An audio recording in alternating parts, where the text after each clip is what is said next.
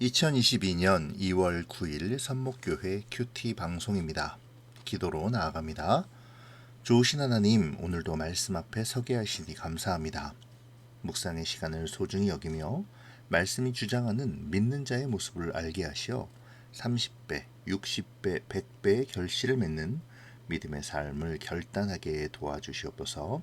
감사를 드리며 예수님의 이름으로 기도합니다. 아멘. 오늘 말씀은 마가복음 4장 1절에서 20절입니다.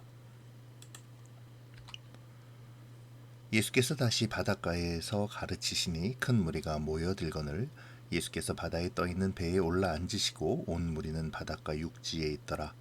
이에 예수께서 여러 가지를 비유로 가르치시니 그 가르치시는 중에 그들에게 이르시되 들으라. 씨를 뿌리는 자가 뿌리러 나가서 뿌릴새 더러는 길가에 떨어짐에 새들이 와서 먹어버렸고 더러는 흙이 얇은 돌밭에 떨어짐에 흙이 깊지 아니하므로 곧 싹이 나오나 해가 돋은 후에 타서 뿌리가 없으므로 말랐고 더러는 가시떨기에 떨어짐에 가시가 자라 기운을 막음으로 결실하지 못하였고 더러는 좋은 땅에 떨어짐에 자라 무성하여 결실하였으니 30배나 60배나 100배가 되었느니라 하시고 또 이르시되 들을 귀 있는 자는 들으라 하시니라. 예수께서 홀로 계실 때에 함께한 사람들이 12제자와 더불어 그 비유들에 대하여 물으니 이르시되 하나님 나라의 비밀을 너희에게는 주었으나 외인에게는 모든 것을 비유로 하나니 이는 그들로 보기에는 보아도 알지 못하며 듣기는 들어도 깨닫지 못하게 하여 돌이켜 죄사함을 얻지 못하게 하려 함이라 하시고 또 이르시되 너희가 이 비유를 알지 못할진대 어떻게 모든 비유를 알겠느냐. 뿌리는 자는 말씀을 뿌리는 것이라.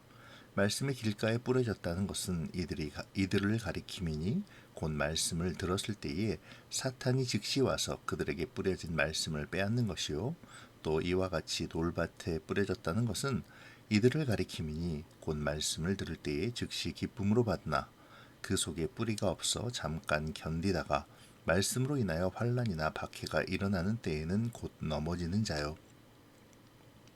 또 어떤 이는 가시떨기에 뿌려진 자니 이들은 말씀을 듣기는 하되 세상의 염려와 재물의 유혹과 기타 욕심이 들어와 말씀을 막아 결실하지 못하게 되는 자요. 좋은 땅에 뿌려졌다는 것은 곧 말씀을 듣고 받아 30배나 60배나 100배의 결실을 하는 자니라. 아멘. 마가복음 4장은 하나님 나라에 대한 비유가 기록되어 있습니다. 바로 씨 뿌리는 자의 비유, 등불 비유, 추수하는 비유, 겨자씨 비유가 그것이죠. 그중 첫 번째 비유인 씨 뿌리는 자의 비유가 오늘의 본문입니다. 이 비유는 크게 세 단락으로 나뉘어지는데요. 첫 번째는 3절로 9절까지로 무리들에게 일러준 비유 자체의 부분입니다. 두 번째는 10절에서 13절까지의 비유에 대한 설명의 부분이죠. 그리고 마지막 세 번째는 14절로 20절까지의 비유에 대한 설명의 부분입니다. 또한 비유 자체에도 셋의 쌍들이 두드러지게 부각되고 있는데요. 씨 뿌리는 사람이 씨를 뿌렸을 때 그 씨들을 결실하지 못하게 하는 방해물들이 세 가지, 곧 굳은 땅과 돌들, 그리고 가시덤불이고 좋은 땅에 떨어진 씨앗들이 이루는 성공적인 결과가 30배, 60배, 100배로 세 번 점진적으로 언급되고 있음을 우리가 발견할 수 있습니다. 이 씨 뿌리는 자의 비유는 이스라엘의 농경법에 기초하고 있는데요. 밭을 일구고 씨앗을 심는 우리의 농경법과는 달리 당시 이스라엘의 농경법은 그냥 씨를 막 뿌렸다고 합니다. 아주 독특하게 느껴지지만 실제로 그랬습니다. 씨앗이 들은 가죽 부대를 크로스로 메고 한 주먹 가득 쥐어낸 씨앗을 위로 뿌렸다고 하네요. 그러면 어떤 씨앗들은 땅에 떨어지며 콕콕 박혀 뿌리를 내리고 또 어떤 씨앗은 바람에 날려 길가에도 돌밭에도 때로는 가시덤불에도 뿌려지는 것이죠. 아마도 이스라엘은 농경 문화라기보다는 유목 문화였기 때문에 그랬는지도 모르겠습니다. 여튼 예수님은 이러한 농경법에 기초하여 하나님의 나라를 비유하고 계시는 것이죠. 이 비유에서 우리가 알 수 있는 것이 몇 가지 있는데요. 첫째는 하나님의 나라는 누구에게나 주어지고 열려 있다는 것이죠. 이것은 하나님의 나라의 씨앗인 말씀이 모든 곳에 뿌려졌음에서 알 수 있습니다. 하나님의 복음은 사람을 가리지 않죠. 그 사람의 마음밭이 어떠하던, 때를 얻었던 얻지 못했던 뿌려집니다. 가난한 사람이건 어린아이건 건강한 사람이든 그렇지 못한 사람이든 하나님의 말씀은 누구에게나 들려지고 선포됩니다. 예수님은 이 세상 모든 사람들을 위해 오셨으니까요. 하지만 분명한 것은 이 말씀의 씨앗은 누구에게나 선포되고 누구에게나 주어졌지만 그것을 듣고 복음에 동참하는 자는 얼마 되지 않는다는 것입니다.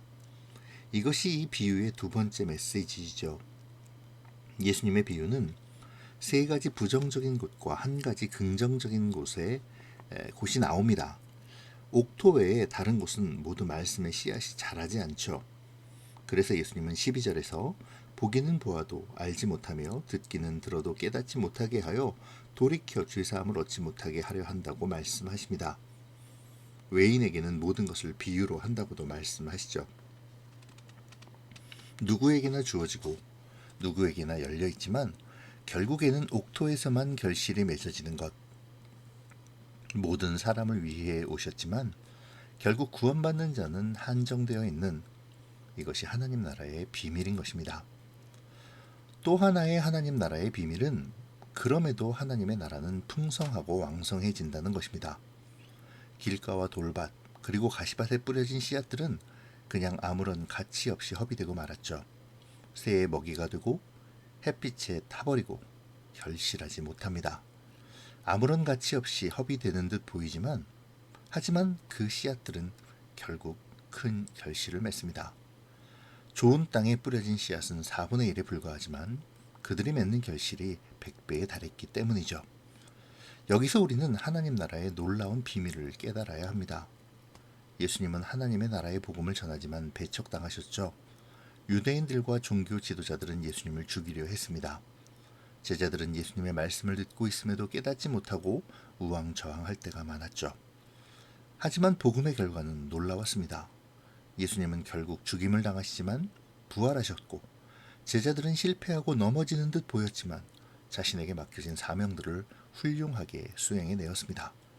영향력이 없을 것만 같았던 하나님의 말씀은 살아 움직이며 좌우에 날이 선 검과 같이 믿는 사람들의 심령과 골수를 쪼개어 회개와 돌이킴의 역사를 만들어내며 믿음과 구원의 선물을 가져다 주었습니다.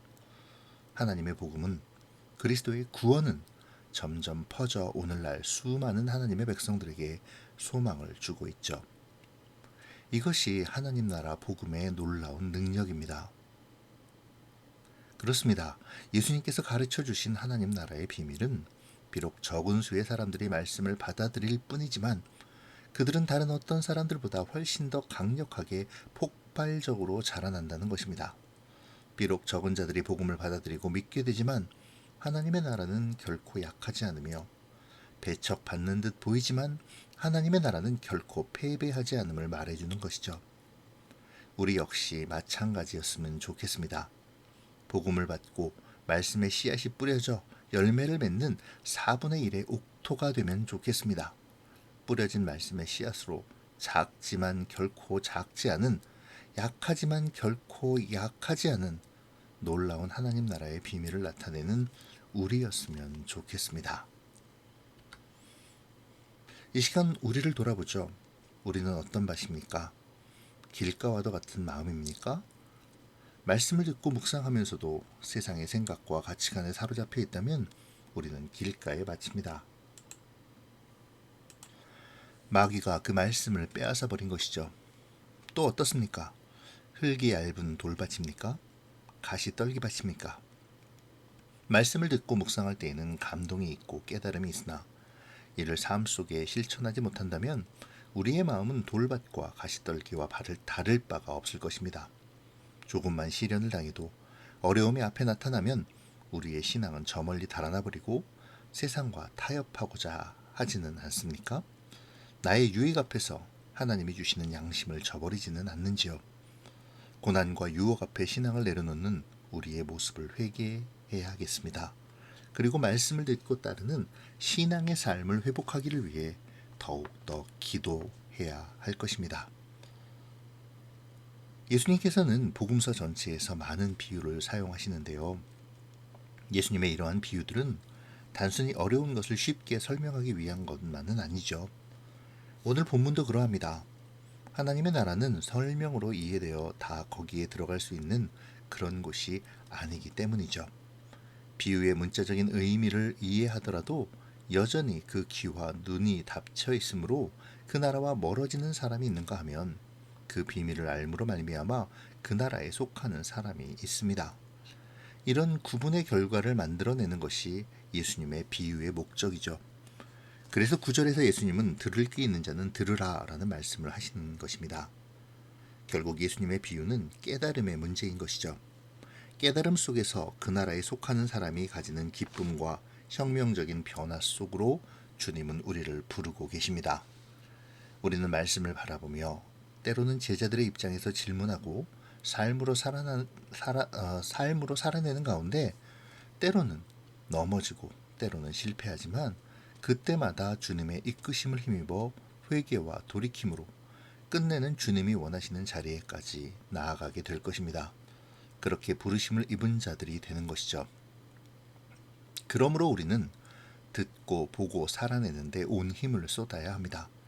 우리의 온 마음과 영의 귀를 열어 삶이 따르는 응답의 자세를 가져야 하죠. 이것이 비유를 바라보는 우리의 모습입니다. 어느 집단이 말하는 대로 소위 비유풀이를 통해서 쓸데없는 궁금증을 해소하다가 엉뚱한 인간을 구세주라고 여기는 것이 아니라 말입니다.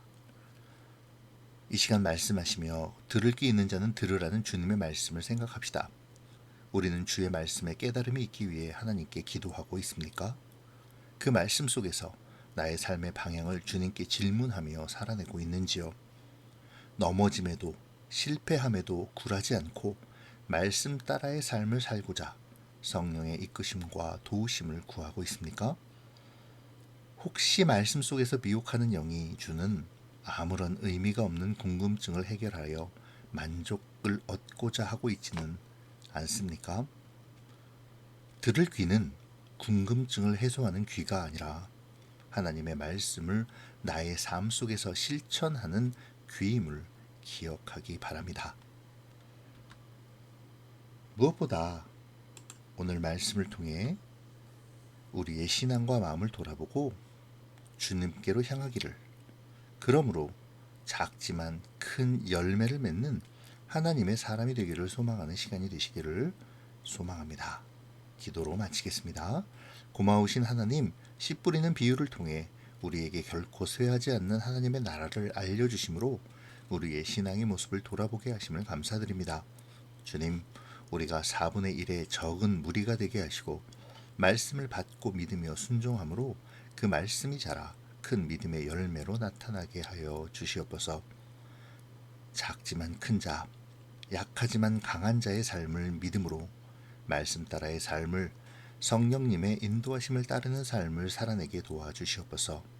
주님의 놀라운 비밀을 깨닫는 들을 귀가 있기를 소망하오며 예수님의 이름으로 기도합니다. 아멘.